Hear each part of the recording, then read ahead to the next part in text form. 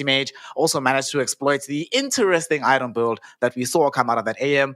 Now, though, they're going to be trying to make this a clean 2-0, while Team Saiyan trying to maintain their hold in the division by coming back in this 2. We're going to be finding out what happens, and to bring you that action is myself, Snare, joined by R Cryptic and Lizard. Lizard fam, game was hard for the side of Team Saiyan. Where are they at mentally before this game number 2? Well, I have no idea where they're at. If they're checking their items and going through like the stats post game, I just hope they put that game to the side, go completely with a fresh mindset into the next one. Those kind of games, if you like, if Zone is looking at it, he's like, what's my Anti-Mage doing? You know, like, what's this build? 100%. There is no way in hell he's not thinking that way. So you have to just put it to the side and go. Just go next. Forget about it. It happens. He had some crazy idea. It didn't work. Because crazy ideas are like that, right? Your teammates, they love you. They're your friends, sure. But if your crazy ideas do not work and you're on the edge of despair, on the edge of being completely kicked out of Division 2, like, you're not going to like it. Yep. It's just one of these situations where you tell your teammates, let's do something cookie cutter. There's a reason why the teams at the top of the division are playing a very meta style. What works, works. If it ain't broke, don't fix it. Let us see, though, if they're going to take this advice on board as we get into our second and potentially defining draft of the day. Ybb Gaming versus Team Saiyan. I'm already happy about this, all Cryptic. It looks like they looked at the game and said, you know what? If we want the option of Dawnbreaker, which has been our most successful hero, we have to ban Nyx. So they have taken away some lessons from game 1. So I hate to be very bad news, but this lobby is dead. There's only 4 heroes on this. There's only 4 people in the lobby on the side of Ybb. So I think they are remaking the lobby. Are they going to draft or no? I don't know. No, maybe. Like I looked at the chat and everyone had disconnected. So I think they're remaking the lobby. Yeah, we got to rejoin. Yeah. That's a remake. All right. Well, more time. We can still talk about stuff. You know, it's fine. Still stuff talking about. First. So what do you make of it? First ban Dawnbreaker. Does it open up them going for the first big ban on the Nyx? Sorry, does it open up for them going Dawnbreaker again? Yeah, it does. I don't think they are going to be allowed to change the bans that just came through. Like, that should be enforced. Like, we obviously saw that. So there should be forced to do the same bans. Which, an interesting one was the fact that they actually first overall banned an Underlord. Which is, I feel like, kind of bizarre. Like, this is not a hero where I just like look and I'm like, yeah, I need to make sure that this hero is not in my game. But maybe they have some idea planned and they don't want to play against an Underlord. So we'll see. But with the next band, you can definitely go back for the Dawnbreaker. It makes your game a lot better for sure. Lizard, what do you make of that Underlord ban? So it opens up some illusion heroes as well. I have no idea what's happening, my friend. Maybe it was like a misclick, or like the lobby was dead, so they just like banned something random. Like that could be what it was. Like they just like pick something, or was like, our player's not here. Like, I really don't know anymore. I am seeing I'm seeing things. Anti-Mage with Agnes first, Enigma with Orchid first, Underlord first phase ban. I don't know. Am I dreaming? Can you pinch me, please? If I was closer, this is the man, Matrix. I'd give you a good pinch right on the cheek. Here, I gave you my arm. Hey, there we go. Hey, that's not my arm. Jeez, these guys. Why are y'all so good looking? I need to actually close this VMix so I don't see y'all and get distracted. My God. I'm actually kind of hoping that this is our first ban on the Underlord personally, because I'm hoping that it's not a situation of, lobby's dead. I want to see them do something interesting. The reason why is also, no matter who wins this series, they go up into a 2 and 6 position. 2 and 5 position. The problem with that is that their future is not actually in their own hands. If LBZS manages to win their series tomorrow, then both of these teams wind up relegated no matter what. So this could potentially be your last actual game within the DPC ecosystem for quite some time. So you might as well have fun with it, try to enjoy yourself, do some new stuff. And given the fact, Lizard, that this region tends to chop and change teams quite regularly, the rationale of these teams staying together, even if you do stay in the division, it's unlikely this will be the same stack you play with come January. So you might as well try have that last bout of fun right now while you can, right? I guess, yeah. No one is gonna be happy, but if you're feeling like this is it and you have no chance, then sure, yeah, have fun. it doesn't matter. But they have a chance. Like both of these teams can still stay in, right? Like they should still battle it out until the end, and I don't think that they should have way too much fun. After all, staying in division or dropping out of it, it's a huge difference, right? Like you don't have to, in China. Yeah, especially in China. It's not easy to get here. Yeah, not at all. It's very difficult to get into China, and you lose out on the money, of course, once you drop down into those lower two positions. But an interesting point you raised there is the fact that this is not just about the division, right? This is TI qualification that's going to be coming down the line. And the higher up you place, the better your seeding is. And we've seen it before, our Cryptic make a massive difference where you are seeded in those qualifiers. So it is a situation where it might only be one spot up versus absolutely nothing, but it can make the difference down the line. It could be potentially going to the biggest tournament of all time, or having to sit on the sidelines and have another 3 months off practicing. Yeah, no one wants to be the team that plays RNG turn one, or I mean, I guess RNG's pretty likely to go to TI anyway, but if they don't, right, not off the direct invite, like that is probably going to be your like number one seed to play against, and that's not going to be a good feeling.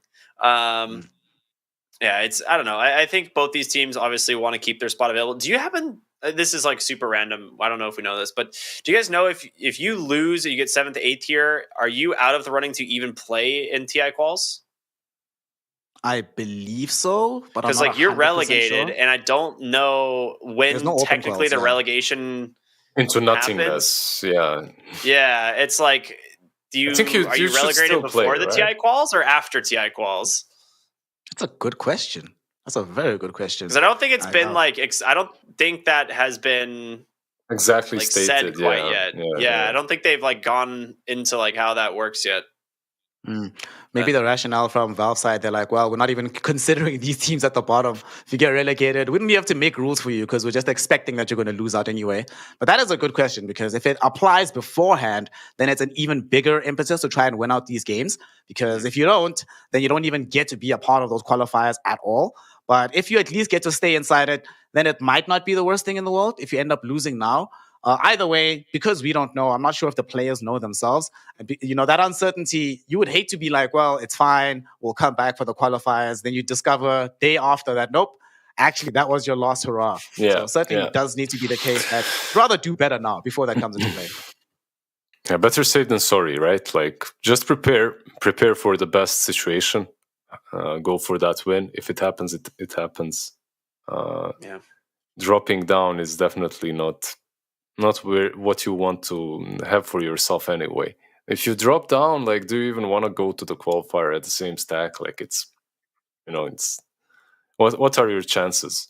I still think you play, right? But maybe you can go for a vacation instead of it. Maybe you can take out your family. Finally, you can see your kids that you haven't seen in months playing Dota, right? Like, you can leave the boot camp for the first time, be blinded by the sunlight. You're a Dota player. You never leave the bootcamp. You live in your chair. You live by your keyboard. And we live by the second draft because we are in it right now, gentlemen. Saiyan versus Ybb. Sadly, the same bans are not being kept. So it turns out that was just a completely bugged lobby. So Team Saiyan will just remove Dawnbreaker entirely instead of dealing with the Nyx Assassin. And they take out the DP as well. Overall pick, they're still going to be relying on this young Enchantress. But for Ybb, Razor overall, our Cryptic, what do you make of this hero offlane? I feel like this hero is a bit busted right now in terms of how versatile it can be. How do you feel about the hero overall right now? Yeah, it is just a solid hero. I think for the most part, it is just such a good laning. It's a good laning hero. It scales really well, and it does just kind of by existing remove a lot of like heroes from the pool in terms of what you can pick into it. And I think that's what the strength of the Razor is. They respond with like a safe or with an Alchemist. We don't really know exactly where this is going. It could be a 5. It could be a safe lane. But into the Razor, I feel like that is not a lane that you can play, right? Not if you're a 1. But if you go for something like a Weaver now, and you get like a position 1 Weaver with an Alchemist 5, that's a lane crusher against the Razor. It's kind of weird because you have Enchantress already. So do you want to have those two supports? Probably not. But it's doable. Lizard. Yeah. What if this is a NA specialty Enchantress safe lane here? with Please the no. Alchemist being the 5. Please no. The way you said that, oh Lizard, I thought you were gonna say that I'm muted or something. I don't know, but The Enchantress 1 like doesn't help in this case is the thing too. Like if it was like a really good hero to like crush a lane, then maybe, but it's not even that good against the Warlock or against the Razor lane. So I feel like the Weaver would actually be pretty sick. Something else that has minus armor and doesn't get punished by the static link for sure, I think is really important. if you could hide it for a bit more for YBB to show their hand, it would be perfect as well. Because if you put Enchantress versus the Warlock, like you can take away the Shadow Word, like you can actually enchant it off, dispel it off heroes. So it would like both lanes would be pretty strong for you. But right now, some strong lanes from Warlock. This Warlock is most likely going to be paired with some kind of hyper farmer. I wanted to actually ask you though, boys. Team fight right now from YBB. We saw in game 1 that once they found themselves in a good position to reliably take these fights, they just kept winning over and over and over again. And Team Saiyan didn't really have the best reinitiation chance outside of getting amazing black holes. Puck started falling off a little bit in the control department. Do we want to see more in the direction of team fight here from the side of Team Saiyan so that they at least have a chance if the mid game doesn't go as well?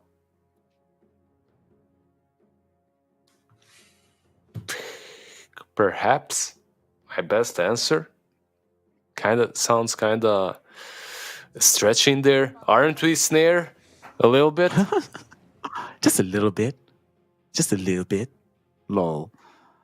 Sand King, Coddle. This is not where I thought this was going for the side of Team Saiyan.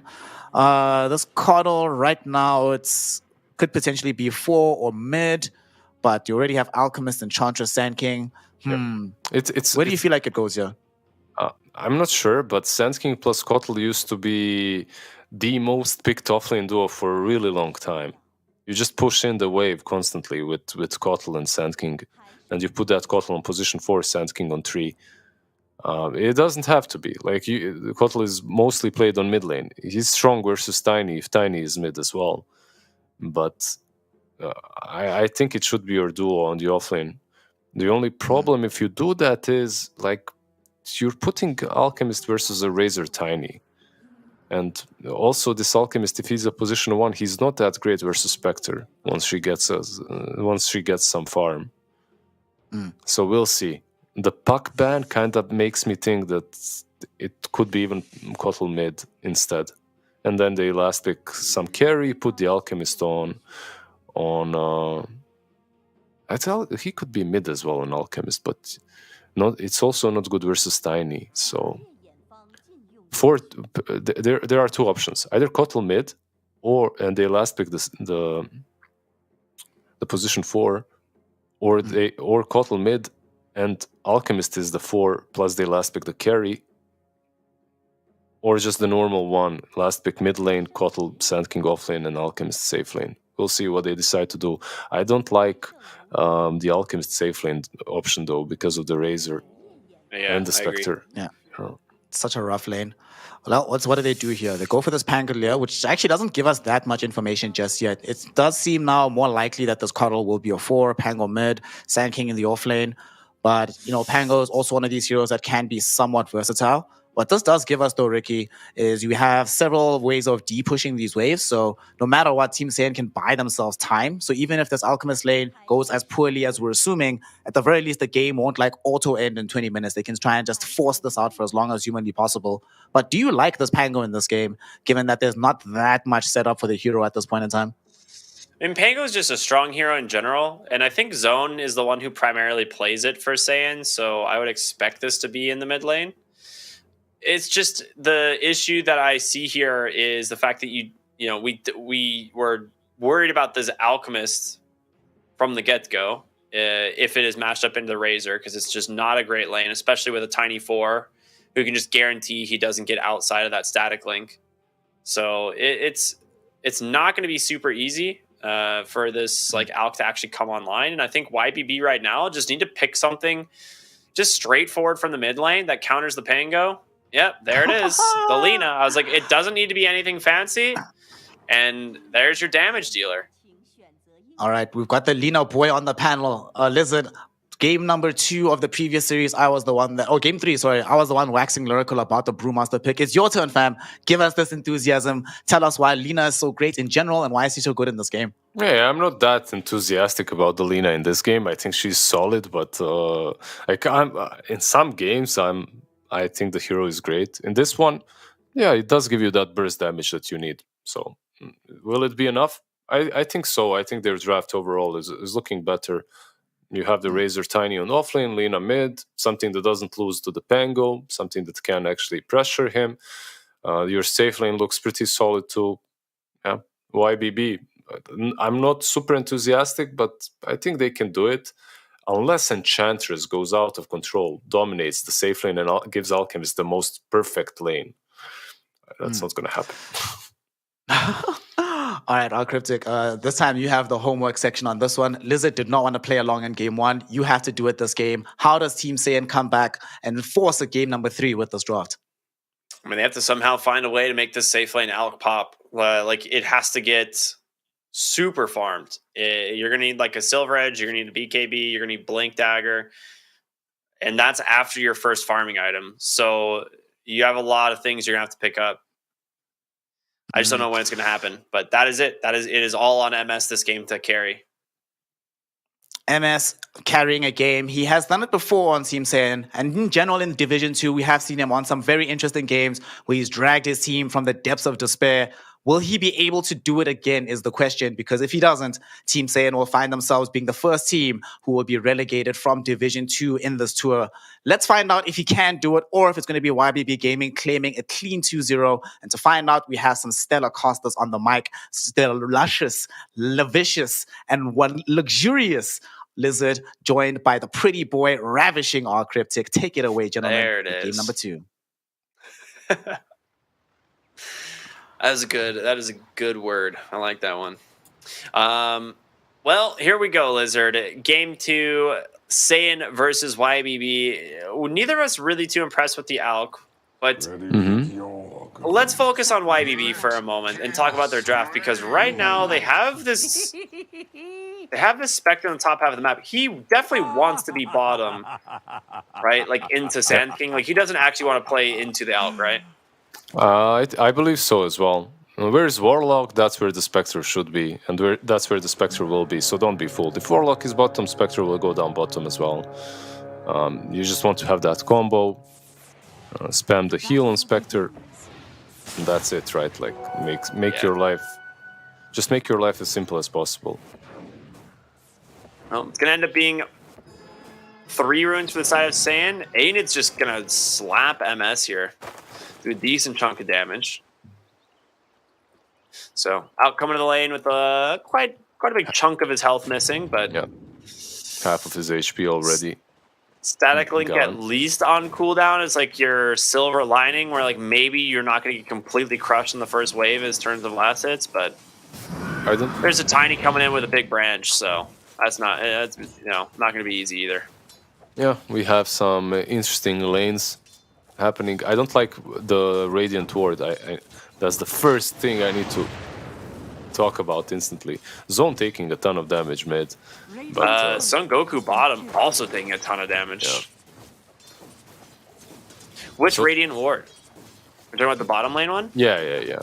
That one. Like you have a Sand King right in the lane. Putting a ward like that, it's probably gonna get dewarded. Is it just to scout the Coddle? Like, I actually don't know what the point of it is. Probably.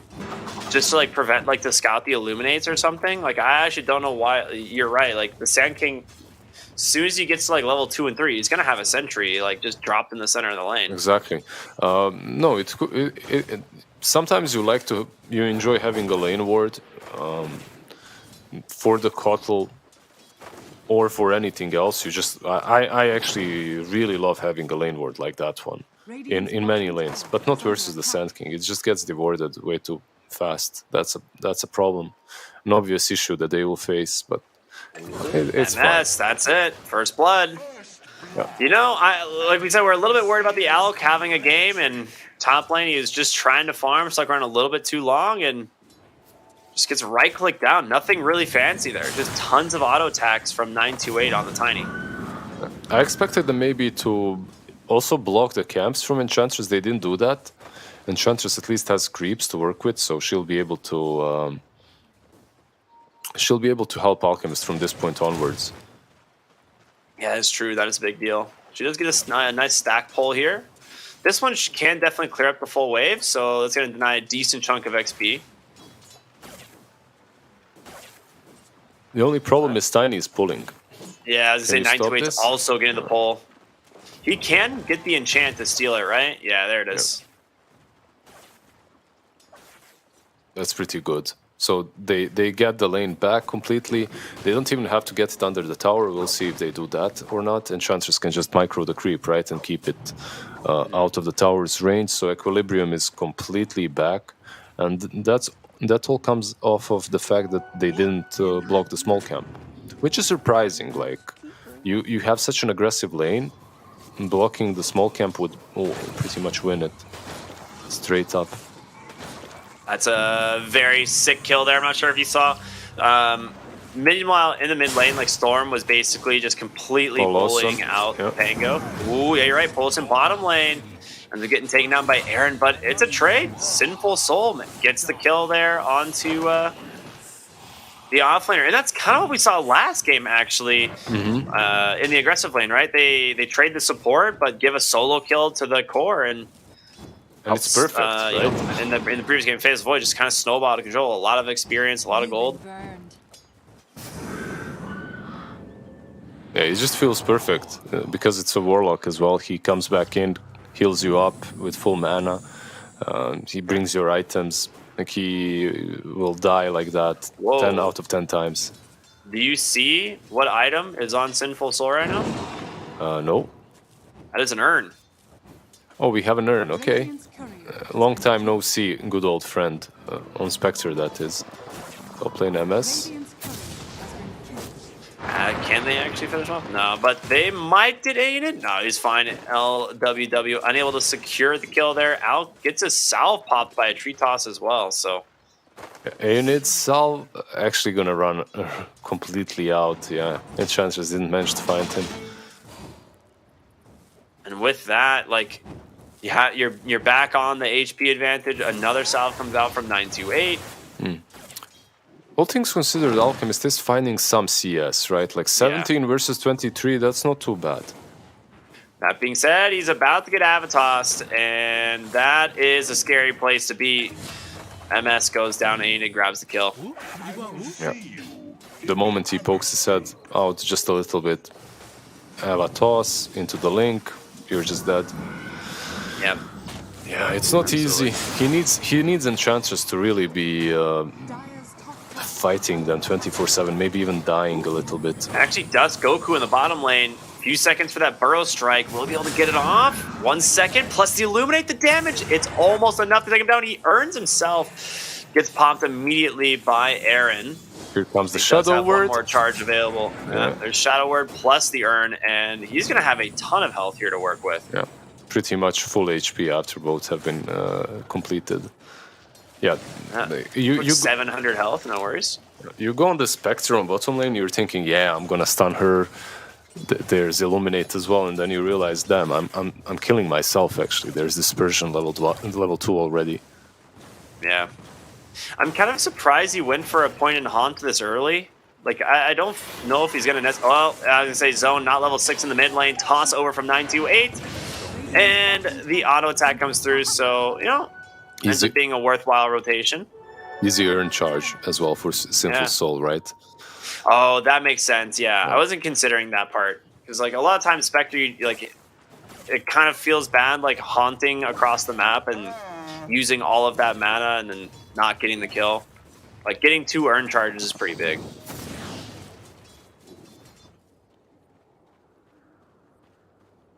Dude, I mean, Spectre's just gonna free farm bottom now. Yeah, they're pretty much free farming all the lanes. On top lane Razor, on mid lane Lina. They're really crushing this time around. Like the last game, the lanes didn't go poorly for them, but it wasn't great as well. So this time around, lanes are just great.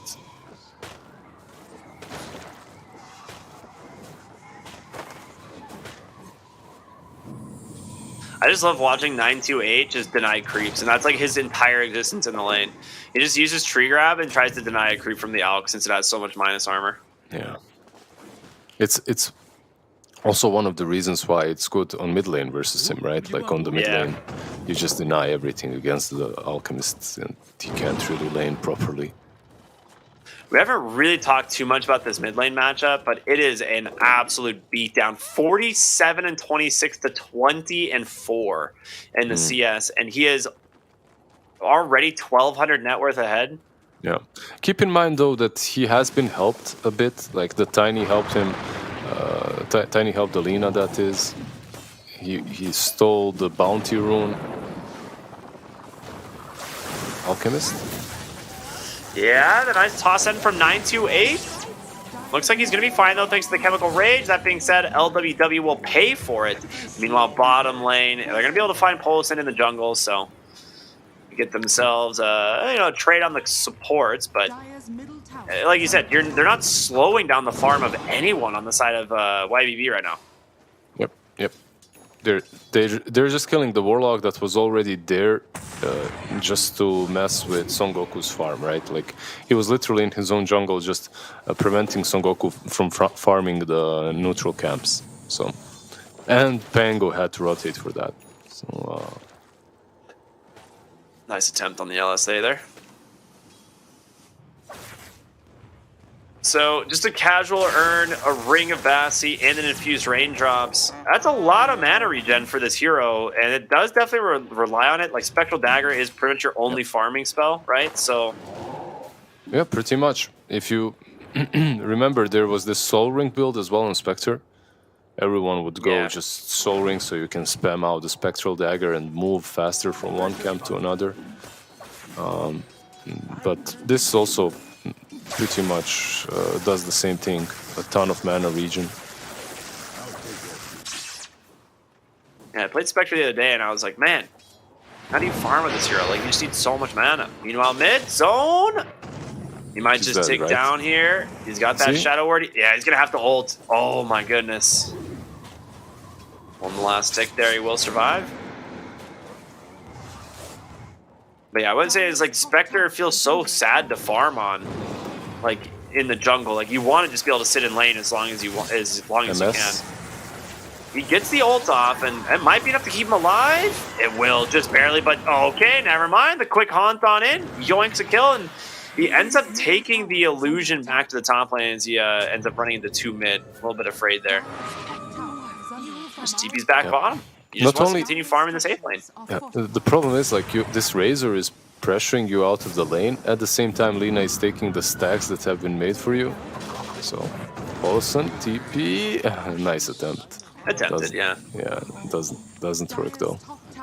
Still though, so far what? The Warlock has died a couple of times on the side of YBB, but they're getting kills where it matters. They're killing everyone. I need those falls. Okay. Yeah, that's a good kill for sure. Yeah, all 3 of the deaths were actually on the Warlock before that one, which is kind of funny. But top tier 1 tower taking a lot of damage here from the catapults, and it's not going to die, but well, actually, is it? He forts the tower just for 1 more auto attack. Ooh, catapult! Oh my god, 2 HP. But they get mid tower instead for Storm, so that's pretty good. Bottom tower is under attack.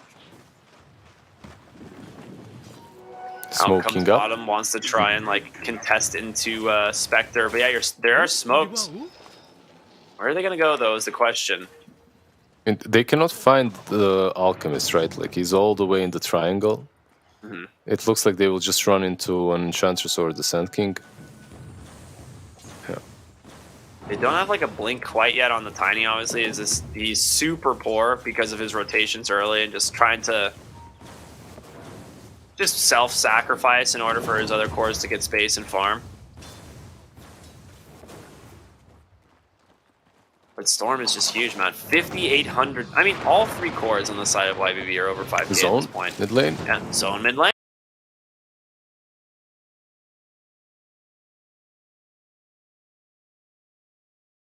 Gets caught, does have Rolling Thunder. Yeah, there's Golem. Always drop the goal. Yeah.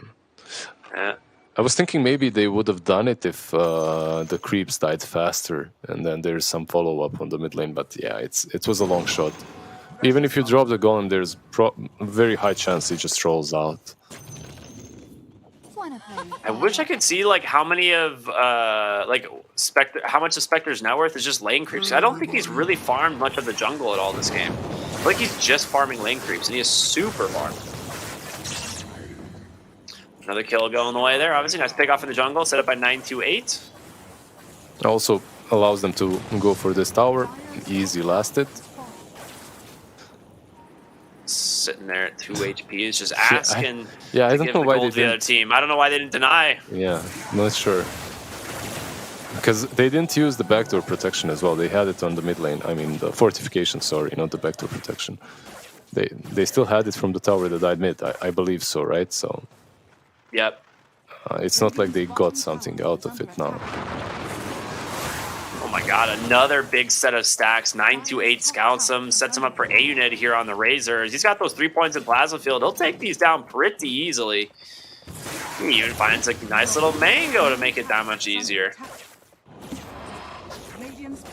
Well, they finally commit heavily here to the bottom lane. They will take the tier 1 tower, and that has forced Spectre out of the safe place, right? Like, you can't be in the bottom lane anymore, but top's not that scary either. Are you actually afraid of anything in this game as Spectre? At this point, that is. Can they kill you? Not right now, probably. Yeah. You're pretty tanky. Son Goku, dice top, nice rotation from Delina. Finally joining the game as well, a little bit. So far, she's been only stealing stacks. Yeah. No travels, just instant BKB first. That I feel like is surprising, because I don't know if they just maybe they feel like they need to have one hero that is just constantly making space this game. They have more than one, I would agree. Yeah, that's the thing. It's, I don't know, just doesn't want to risk dying. Nothing wrong with that, I suppose. Yeah, I feel like the most common is the travels into BKB build, right? Absolutely. But A unit has BKB as well. They just have double BKB at 14.5 minutes into the game. Yeah. They're just completely controlling the map. With these double BKBs, the only question is what do you do now, right? Because if you get farming items, you just continue farming and you're fine, even versus an alchemist. You have 3 cores, you shut him down early on. Oh, they're going to find Storm. LSA comes out. Avalanche tosses there. He pops his BKB, and Aaron trying to channel up here on the Keeper of the Light. Not going to do anything. Zone on the backside with the Rolling Thunder will take down the Tiny. They find Goku. He doesn't get a chance to blink on in. Interrupt there by the Razor. That was going to be your big play from the Saiyan King, getting a big epicenter to try and turn this fight around. But Zone just getting chased constantly, and a dagger comes through, ends up clipping the Saiyan King again. He doesn't get to join the fight at all. Do they have detection? I feel like they're going to, yeah. Polson drops a sentry, and now is he going to do it? Epicenter? Is he just going to go for the support Warlock? He doesn't have Burrow Strike. Oh, no.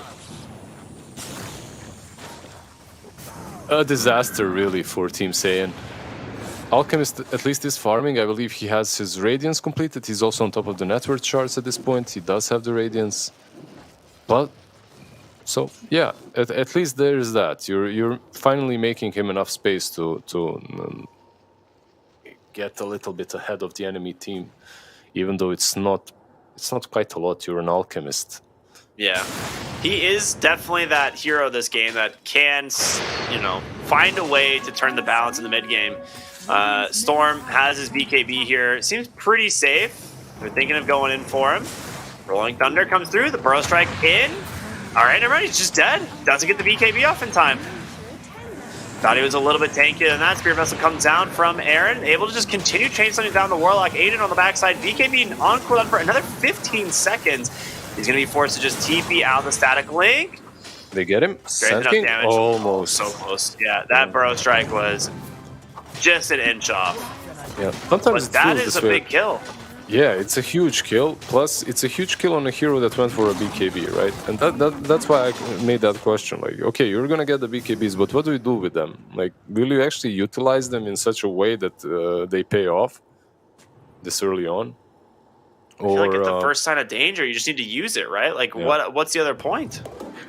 I mean, yeah, but at the same time, how do I put this correctly? Like, why did you get the BKBs? Like, what objective are you going for? What exactly are you going to do on the map with them? That's my question. It's not if you'll use them in the fight. What is the fight? That's my... Down zone? Oh, that was a sick hurricane push. Yeah. Radiant's bottom tower Olsen is gets a under D attack. ward real quick, but I mean, LWW just saved zone entirely. He was 100% dead there. He had no spells left. Mm-hmm. Nicely done from Team Saiyan. They're actually bringing the fight to YBB on their side so far, but there's a smoke. And Haunt is up in like 5 seconds, so... Who are they going to find? I mean, getting LWW, is that even worth it? Like, it's not really the target you'd want. You'd love to pick off one of the cores, the Pango, you know, the Sand King or the Alk. They are making their way back into their jungle, and they will end up crossing paths. The Blink comes in from 928. He actually didn't have the mana for the Avalanche, but that's a quick kill. Meanwhile, he's going to... Where did he take the Spectre back to? He just went right back top lane. He just wants to continue farming there. They won the fight, yeah? With the Spectre, Yep. Haunt, yeah. The smoke Yeah, connected. just quick hunt in. They kill the Sand King, and then they just go back to farming. And Spectre's closing in on that Ags. Yeah. So the Alchemist is still farming, but so is Spectre. I mean, Spectre always used to be one of those heroes that... It's like, you can actually let Alchemist farm, right? And then you'll still be able to do well against him later on. As long as you get to that stage of the game that's super late, and he doesn't crush you. I mean, you're a Spectre with the chipped vest, man. Like, that is just the best feeling ever. Yeah. It's a sign of gods. They want you to win. Gaben wants you to do well. If you get the chip vest on the Spectre. Nice D-ward there from 928. I played Spectre today. I just went like blade mail, no boots, and then chipped vest dropped, and I was like, oh yeah. Now we're bottom lane. MS. Chased down here by Unit. He's fine though. He's got those 2 points in the Chemical Rage, plus the Radiance and a BKB to boot, so... Do you think BKB was a play there? Like, because he has a BKB, plus Warlock was coming. I think it could have been for sure. They actually managed to find Aaron. Nice play there from 928 to be able to take down this pesky Coddle who's been pushing this wave. I think actually maybe if you like BKB on the Razor, drop the Rock, you might actually be able to kill the Alk there. But it is kind of dangerous because it's next to the tier 1 tower, right? If you pop that BKB, TPs are coming. Ooh. They find Tiny. It's the Avalanche off for the moment. Storm's coming in. The Golem comes down. The Light Striker right. The Pango, the first target there. Just deleted. LWW trying to hobble away, but ends up just going right into the hands of the Spectre. 2-0. That's Roche, 928 managing to survive. Yeah, you go into Roche. Why not? You just drop the Golem. You got the Manta off Spectre. So you get those 3 instances of Desolate just doing damage. It's so good. Yep, straight into the pit. They can't even contest it. There are close nearby Sand King and the Kotal, but what can they do? It's just the 2 of them. You can't even go across the Warlock and his Golem to get close enough. So interesting, Storm went for a Shadow Blade afterwards, by the way. So BKB Shadow Blade, still no travels on him. I really do like Lina with the travels, but okay, smoke up. She doesn't have Aegis, remember. Blink stun. They get the chain stun as well as the Rolling Thunder, and that'll do it. He's just gone. He's gonna need a Lincoln at some point. Awesome. And tries to TP out there. A little bit of an optimistic TP for sure, but they managed to hold him in place. The defusal makes it quite easy, as Zone will be able to pick up another kill there. Yep. That was just nicely done from Saiyan. LWW happens to walk right into the Razor. He's going to be able to see a little bit of damage.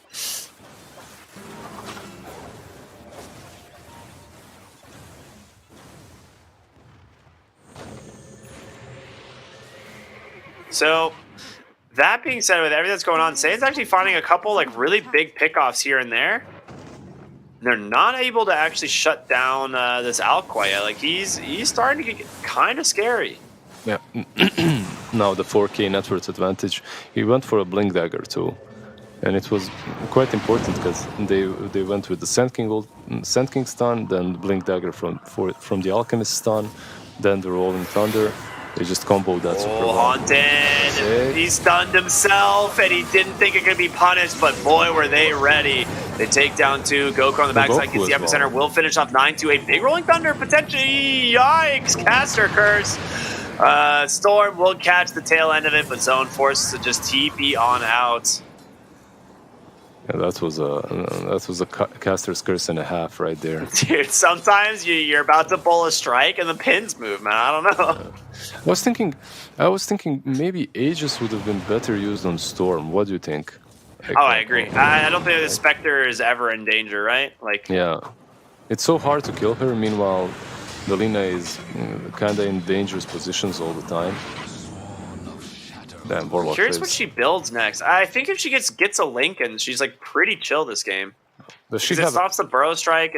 She literally just queued up Lincolns. Okay, there it is. But he she doesn't tags, die right? once she has it, right? Did he complete tags on the Spectre?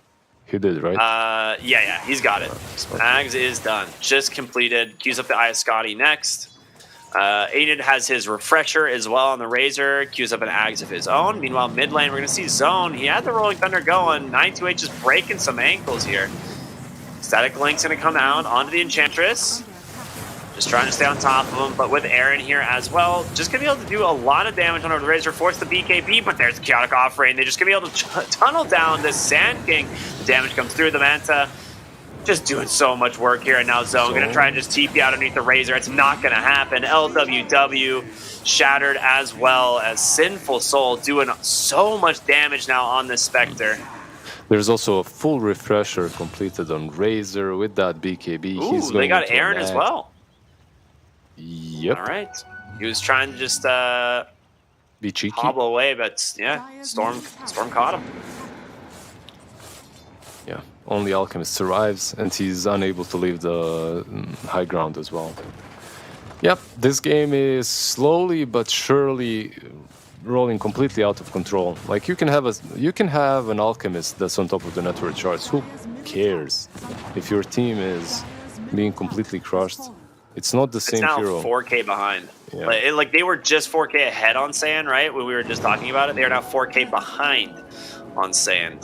And that's when you have to like have a real. That's when like concern becomes a real issue, because like I don't know how you deal with Spectre at this point, right?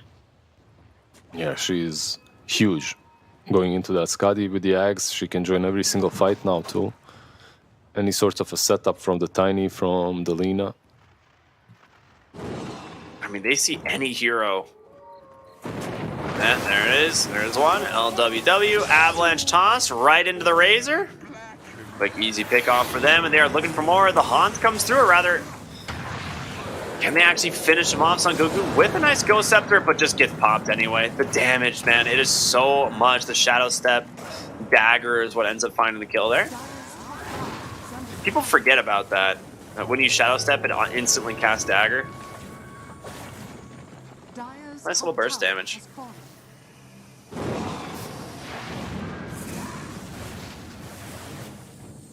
6K gold lead now for Ybb. The Aegis gets reclaimed.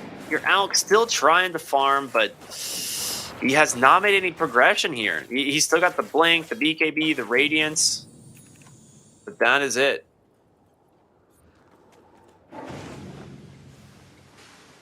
Let's see what they can do. 928, gonna find an invis potentially, but maybe just gonna hold it off as he just finds Aaron instead of the mid lane. The Shadow Step on over once again makes it very easy. Yeah. Oh man. Nayanid's got the strike interval now for his ult, and he is only about 1,000 away from the Aghanim Scepter. You just get this Shadow Step on Spectre this early on when she's in front, and when your team is in the lead, the game becomes just so easy. You have global Spectre every single fight, every single pick-off. You don't even need to use Haunt. 3.5k gold, by the way, on A unit. Just what, like just 600 more, and yep, he's just 600 away from the Axe. Yeah. Oh, there's gonna be a Shadow Step on in. He finds Zone, but forced a BKB here on Storm. He's just gonna try and finish off the Pango. For the moment, he will survive. LWW maybe in a little bit of trouble. Good There's going to be a big rock drop from Bullison. MS trying to hobble away, but he just goes right into the hands of the Razor as the second Eye of the Storm is still available if he wants to use it. The BKB comes out, and MS is going to be forced to stun himself. He can't get out of this. He's going to die. He's just dead, and that is it. It's GG GG. comes out, 4 heroes dead, and yeah, this was a textbook performance here from YBB in game number 2.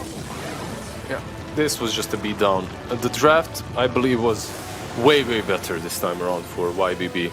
And you perhaps there were some ways to approach it differently and lane in a different way. I'm not sure. But the moment you see Tiny and Razor, maybe that's the moment where you should be thinking about relegating Alchemist to a 5, right? Yeah. It's just... the Warlock Spectre as well was just so good. Warlock Spectre versus Sand King Kotal, that also feels very nice on that safe lane. That's literally, by the way, the patch where Sand King and Kotal were the most broken.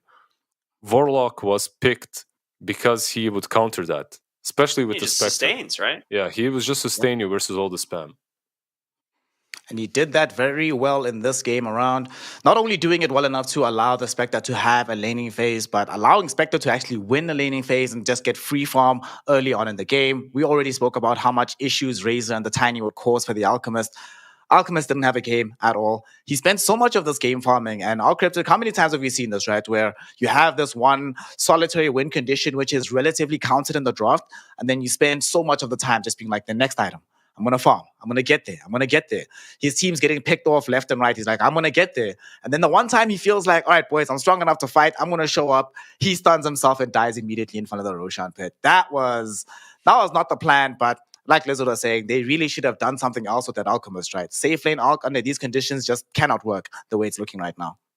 I mean, we've just seen Alch be picked as like in a solo core lineup, and it kind of is again. Like you have this Sand King who brings control, Pango that brings control, but neither of these guys itemized for like heavy damage. Like you could argue Pango kind of did, but he got absolutely bodied by Storm in the mid lane, so it didn't really matter.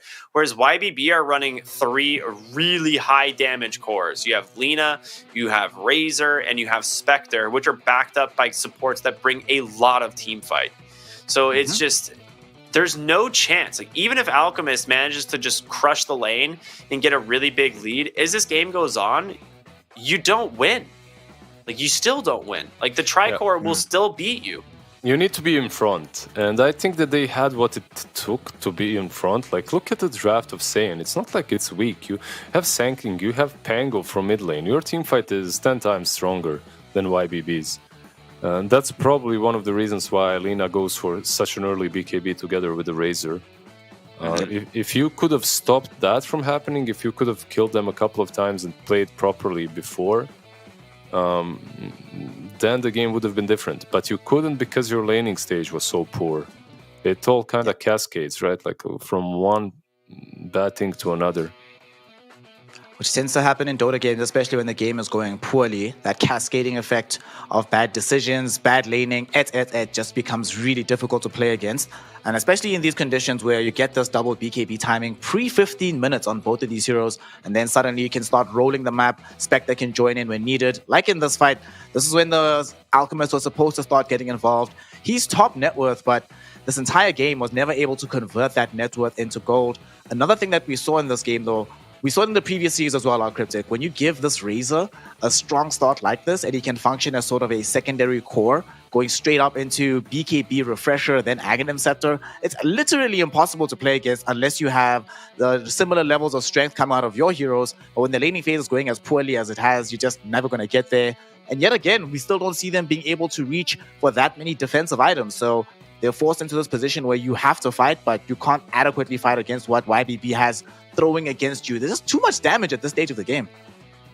Yeah, that's what I'm saying. Like you have 3 super high damage cores, and there's not really like counters, like quote unquote your counters to any of them. Like as soon as they BKB in any fight, you have no choice but to run away and hope that you can reinitiate after the BKBs have happened.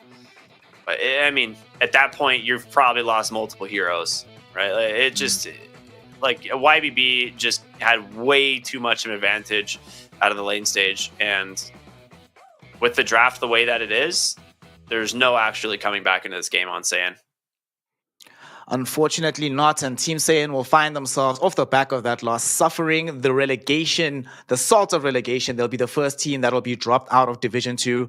While we were in the game, though, I did take the liberty of going to check exactly how it's going to work for the TI qualifiers, and they will still be involved in said qualifiers. Every team that's in 2 or 3 still gets a bite at the cherry of getting towards TI, but unfortunately, no matter what, next season, they will have to re-qualify for Division 2 if they want to be part of the DPC once more.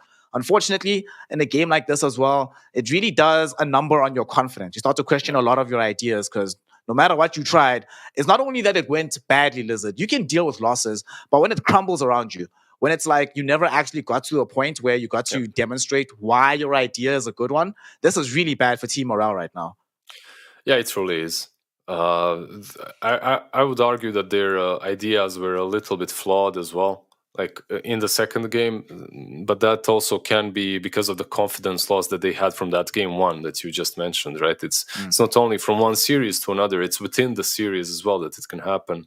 Plus, game 1, you experimented perhaps a little bit too much. The team, they perhaps experimented a little bit too much with the item builds.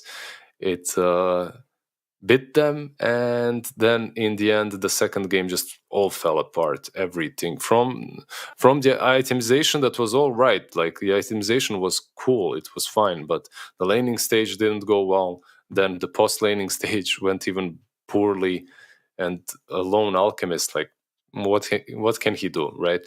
He can be farmed, but if he isn't surrounded by capable teammates, he won't be able to really carry the game. Yeah, absolutely not. I mean, if we even just compare the support duo that he had to work with on his squad, he had, of course, this young Keeper of the Light, the Enchantress, great heroes in their own right. But if we compare the influence they can have in team fights versus heroes like Warlock, for example, and Tiny, Tiny is the most contested hero for a reason, and every single time we'd see like Fatal Bonds come out with damage from Razor Lina, it was just way too much, way too soon.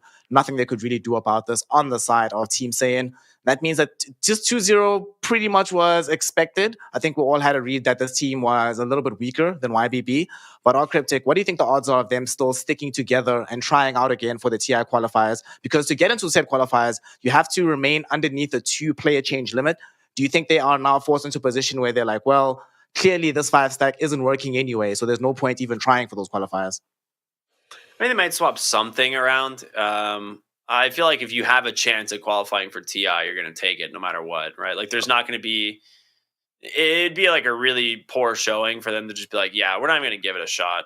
I mean, the only alternative for that is if these teams get poached by quote-unquote stronger teams. Like, if some of these players are like get asked to play on a team that has a better chance of qualifying in their mind, you could maybe make that argument. But yeah, I think every team that has the opportunity to qualify is going to try. If you have the opportunity to go, you take it. There's like, it's your life, right? Like, that's the only thing you're working towards. That's the TI. So no matter what happens, I think you find some strength to go and fight it out. I mean, it is, yeah, like y'all mentioned, it's too much of a centerpiece of the year. There's no way you're not going to try to take that chance. What do you think, though, about the team of YBB, though, Lizard? Given that they've not looked so hot up until this point in time, they looked a lot better today than they've looked pretty much in every other game that they've played, even the game they won against Team Fusion. Do you think that this team now has better prospect of success in the TI qualifiers, despite a very rocky season? Let's just say it's definitely a push in the right direction, but it takes more than this, right? The funny thing about Dota and how it works when you watch it is very rarely will you see the flaws in the team that's crushing and winning, right? Like if you compare this YBB and you give the same draft that Team Saiyan had to someone else, like, I don't know, IG, right? Things might look very different if even if they play the same, right? So they are looking all right. They are looking like there's still potential there, but there are still many flaws that need to be ironed out. Well, there's a lot of flaws they need to address, but we can talk about what their successes look like as well, not just amongst ourselves, but with the team directly, as we do have 928 joining us right now from the side of Ybb Gaming. Of course, the main man, Marshall, is going to be out here on the translation. Welcome, 928. Congratulations on your victory. A very strong victory overall here. This will mean that you are, at least for now, still going to be staying in Division 2. Tell me, how do your team feel about that, still being in Div 2? Did you expect to be placing higher in the division? And what's your preparation underway right now for the TI qualifiers looking like? 恭喜你拿下这场比赛的胜利，然后现在的话也是你们还有机会留在这个A 级联赛里面，然后你们完成了自己这个成绩，完成了自己赛前的预期吗？包括你们 TI 预选赛的准备怎么样了？没有吧？我觉得我们这个赛季打的有失水准，没有达到我们的预期。然后之后的话会努力的继续打好吧。I'm quite disappointed with the result we have this season. I don't feel like we performed the level we should be been performed, and we will try our best. Certainly makes sense. Regrettably, we were also expecting a little bit more out of the squad, but something that we saw very clearly and well done in this game. What was the decision like to move the Faceless Void in game 1 into the anti-mage lane and have him contest directly there? Was that a plan that you had in mind from when you saw the anti-mage pick, or did your carry player make that read once he got into the game? 想问一下，第一把就是当时是怎么想的，直接让虚空去打地方那条线的？当时是谁做出这个决定？是队内的 BP 时候就这么想好了，还是说是核心位置上觉得这样可行？当时是因为考虑到虚空打那个谜团不好打，然后虚空就是 carry 嘛，就提出了要换线的那个要求，然后就换线了。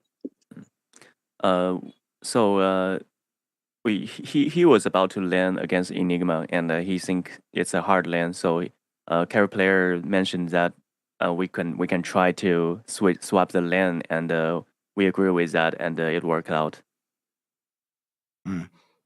It worked out magnificently, of course, in that game.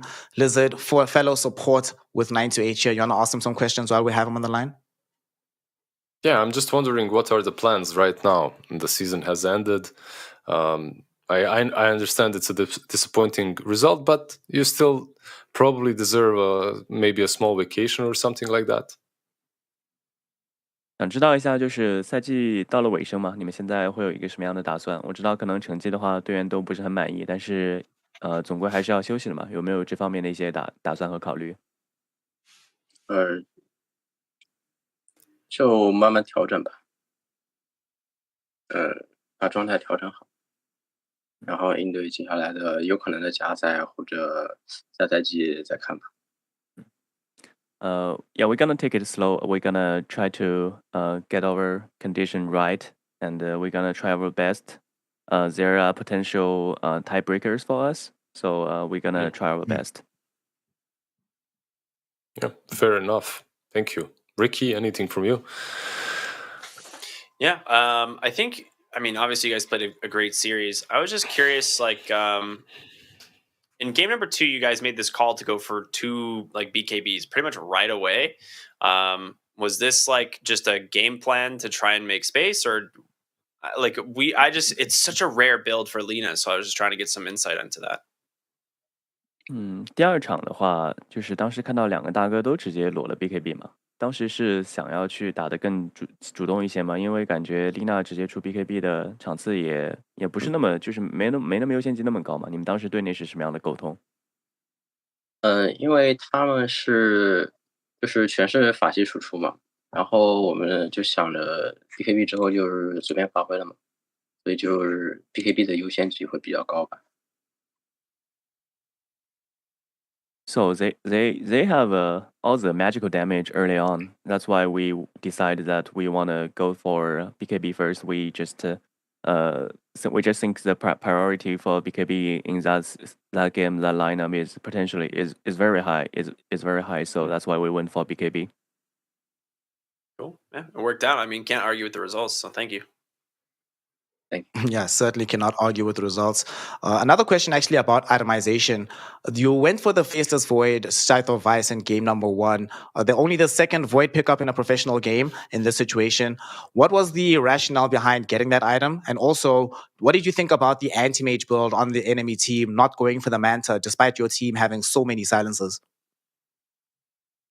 顺便想问一下，因为提到出装嘛，就是当时虚空是出了一个羊刀，也是出的非常少见。当时是什么样的一个决定？然后包括你看对面的那敌法师在面对可能这么多限制技能的情况下不出分身，你是怎么来看这个他的出装的？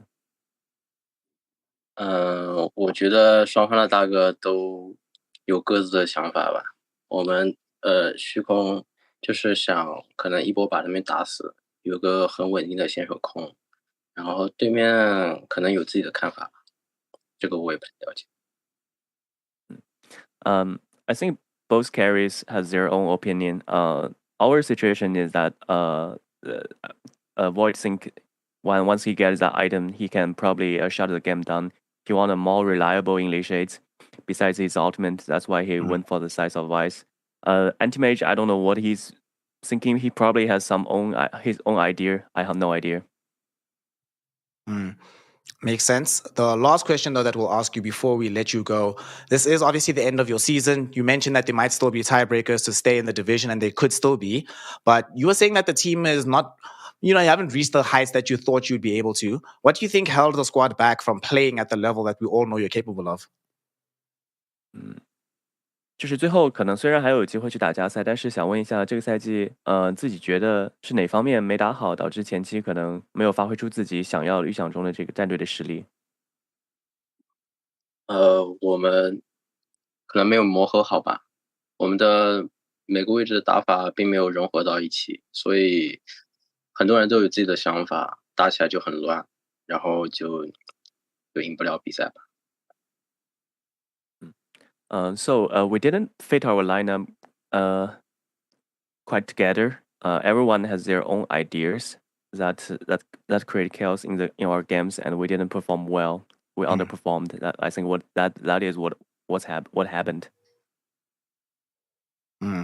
Certainly makes sense. But in this particular game, you performed adequately and you have, at least for now, stayed and secured staying in the division. So we'll see, obviously, tomorrow from that LBZS game, if you'll be in qualifiers or tiebreakers. We'll have to figure that out tomorrow. But for now, congratulations on the win at 928. And we hope that you have good luck going forward and good luck in the TI qualifiers.